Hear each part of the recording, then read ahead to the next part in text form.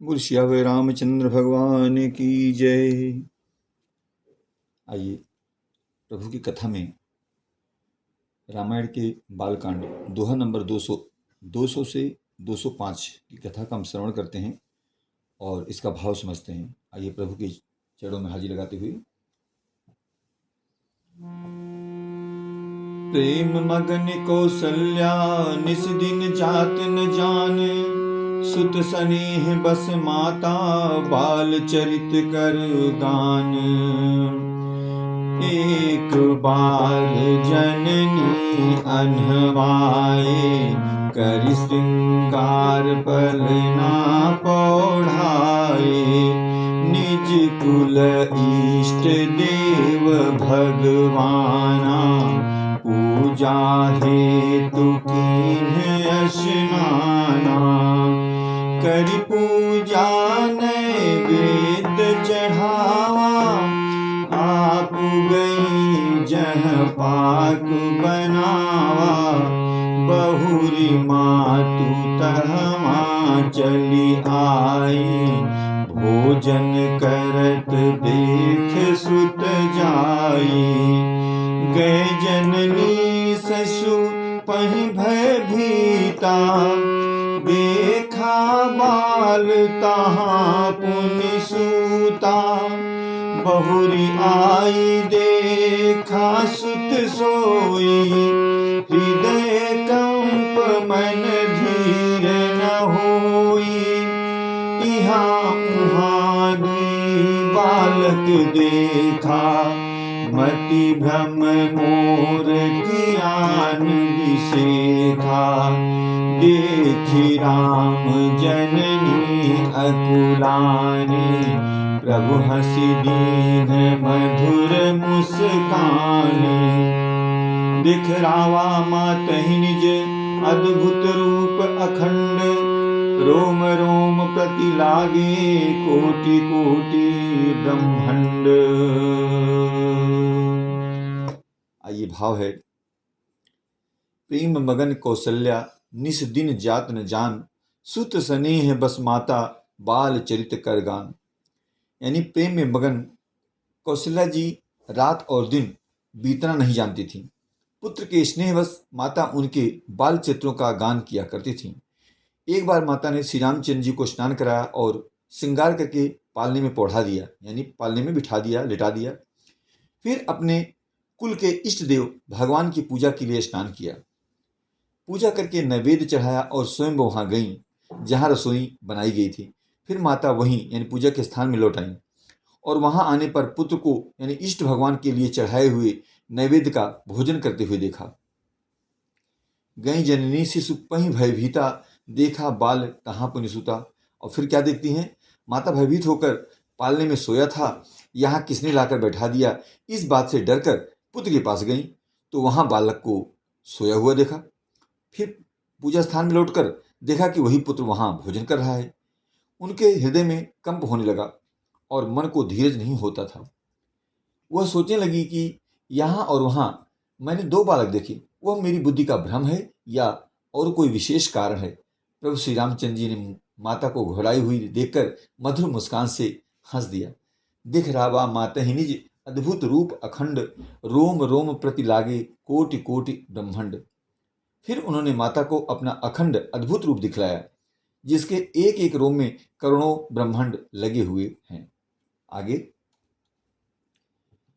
अगणित रवि शशि शिव चतुरानन, बहुगिरि सरित सिंधु मही कानन। काल कर्म गुण ज्ञान सुभाऊ, सुदेखा जो सुना न काऊ। देखी माया सब विधि गाढ़ी, अति सभीत जोरे कर ठाढ़ी। देखा जीवन चावई जाही, देखी भगति जो छोरई ताही। तन पुलकित मुख बचन न आवा, नयन मुदि चरणनि सिर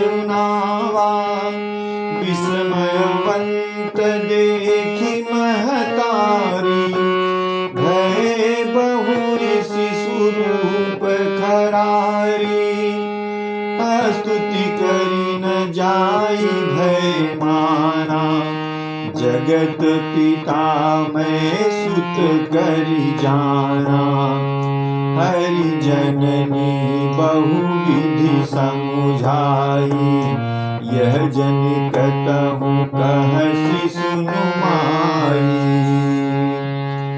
बार बार कौशल्या विनय करई कर जोरी, अब जनि कबहु व्यापे प्रभु मोहि माया तोरी। आगे कथा है। अगणित रवि शश शिव चतुरानन, बहुगिर सरित सिंधु मही कारण।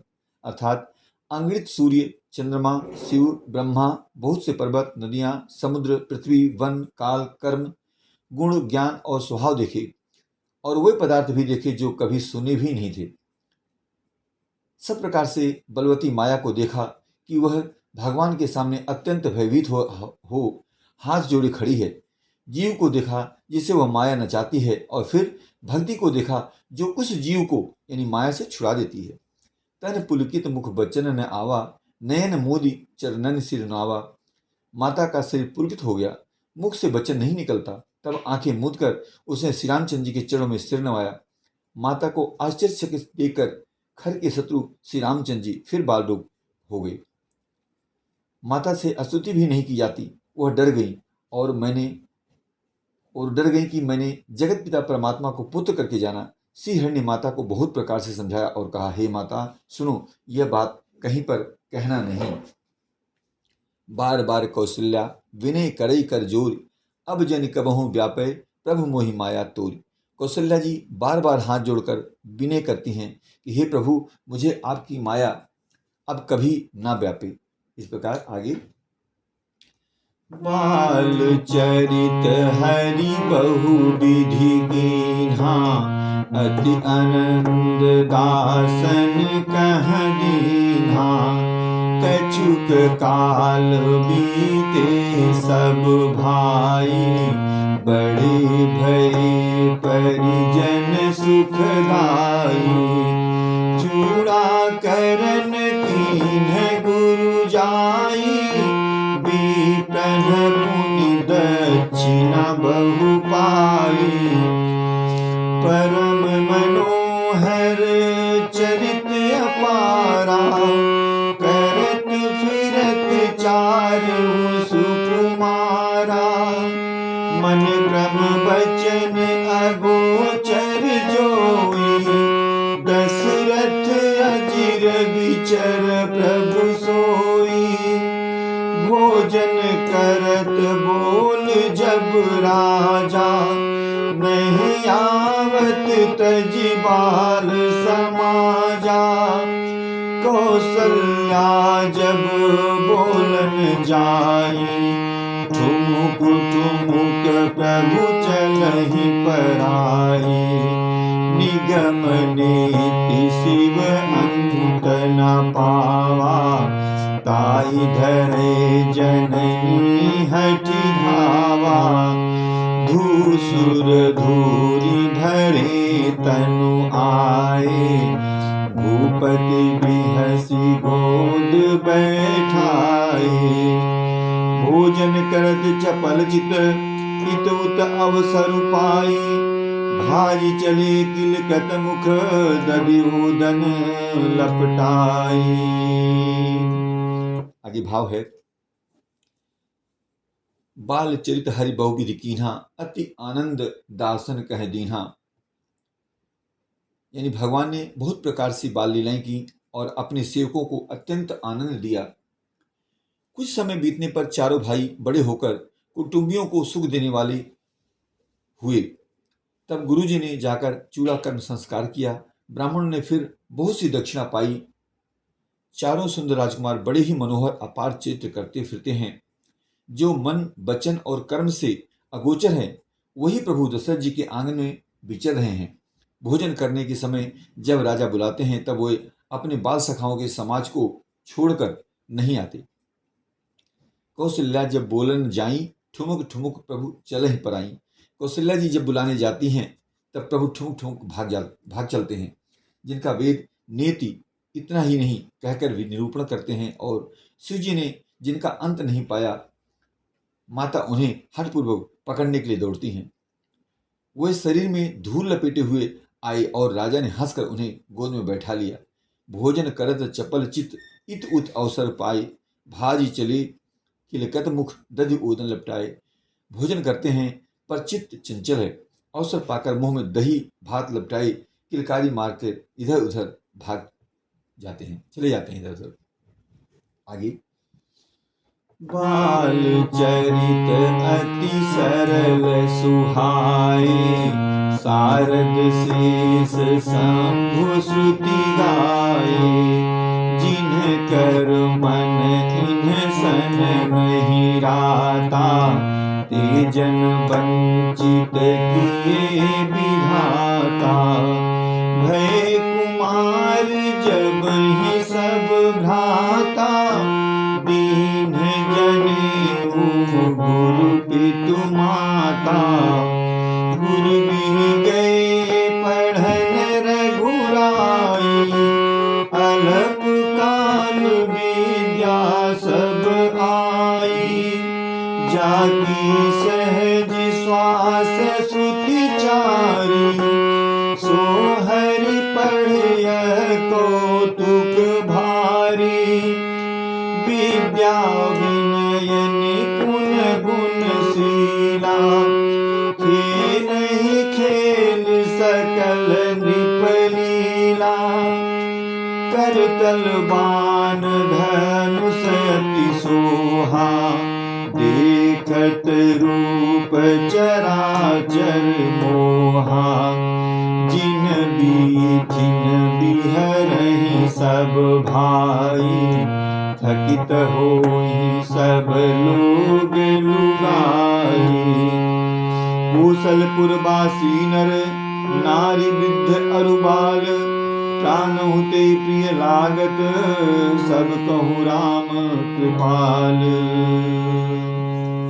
आगे भोजन करत चपल चित इत उत अवसर पाई, भाज चली किलकत मुख दधि ओदन लिपटाए। आगे कहते हैं कि बाल चरित अति सरल सुहाए, सारद शेष शंभु श्रुति गाए। श्री रामचंद्र जी की बहुत ही सरल यानी भोली और सुंदर मनभावनी बाल लीलाओं का सरस्वती, शेष जी, शिव जी और वेदों ने दान किया है। जिनका मन इन लीलाओं में अनुरक्त नहीं हुआ, विधाता ने उन मनुष्यों को वंचित कर दिया, नितांत भाग्यहीन बनाया उनको। भय कुमार जब ही सब भ्राता, दीन जनेऊ गुरु पितु माता। ज्यों ही सब भाई कुमारावस्था के हुए, त्यों ही गुरु पिता और माता ने उनका यज्ञ पवित्र संस्कार कर दिया। श्री रघुनाथ जी भाइयों सहित गुरु के घर में विद्या पढ़ने गए और थोड़े ही समय में उनको सब विद्याएं आ गईं। चारों वेद जिनके स्वाभाविक श्वास हैं, वे भगवान पढ़ें, यह बड़ा कौतुक यानी अचरज है। चारों भाई विद्या, विनय, गुण और शील में बड़े निपुण हैं और सब राजाओं की लीलाओं के खेल ही खेलते हैं। हाथों में बाण और धनुष बहुत ही शोभा देते हैं। रूप देखते ही चराचर जड़ चेतन मोहित हो जाते हैं। वे सब भाई जिन गलियों में खेलते हैं या खेलने के लिए निकलते हैं, उन गलियों के सभी स्त्री पुरुष उनको देखकर स्नेह से शिथिल हो जाते हैं अथवा ठिठक कर रह जाते हैं। कौशलपुर वासी नर नारी वृद्ध अरुबाल, प्राणा होते प्रिय लागत सब कहूँ राम कृपाल। कौशलपुर के रहने वाले स्त्री पुरुष, बूढ़े और बालक सभी को कृपाल श्री रामचंद्र जी प्राणों से भी बढ़कर प्रिय लगते हैं। आगे बंधु सखा संग लेहि बोलाई, बन मृग आनित खेलहि जाई। पावन मृग मारहि जिय जानी, दिन प्रति निपहि देखावहि आनी। जे मृग राम बाण के मारे, ते तनु तजि सुरलोक सिधारे। अनुज सखा संग भोजन करहि, मातु पिता आज्ञा अनुसरहि। जेहि विधि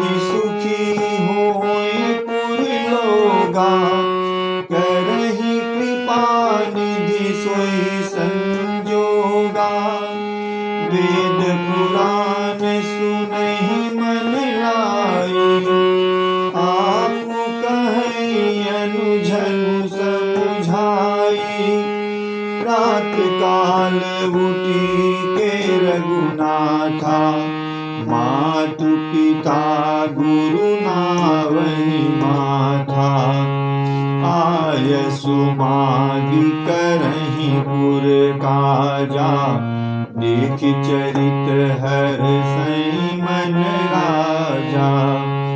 व्यापक अकल अनीह अज, निर्गुण नामन रूप, भगत हेतु नाना विधि, करत चरित्र अनूप। आगे कथा है। बंधु सखा संग लेहि बुलाई, बन मृगया निज खेलहि जाई। भगवान श्री रामचंद्र जी भाइयों और इष्ट मित्रों को बुलाकर साथ ले लेते हैं और नित्य वन में जाकर शिकार खेलते हैं।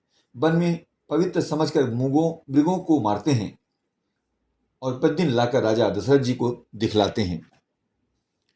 जो मृग श्री रामचंद्र जी के बाण से मारे जाते हैं वह शरीर छोड़कर देवलोक को चले जाते हैं।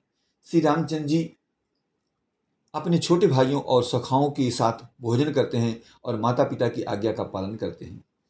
जिस प्रकार नगर के लोग सुखी हों कि परिधान श्री रामचंद्र जी वही संजोग यानी वही लीला करते हैं। वे मन लगाकर वेद पुराण सुनते हैं और फिर स्वयं छोटे भाइयों को समझाकर कहते हैं। श्री रघुनाथ जी प्रातःकाल उठकर माता पिता और गुरु को मस्तक नवाते हैं और आज्ञा लेकर नगर का काम करते हैं। उनके चरित्र देख देख कर राजा मन में बड़े हर्षित होते हैं। इस प्रकार से भगवान की लीला का हमने श्रवण किया। अगली कथा दूसरे भाग में। जय श्री राम।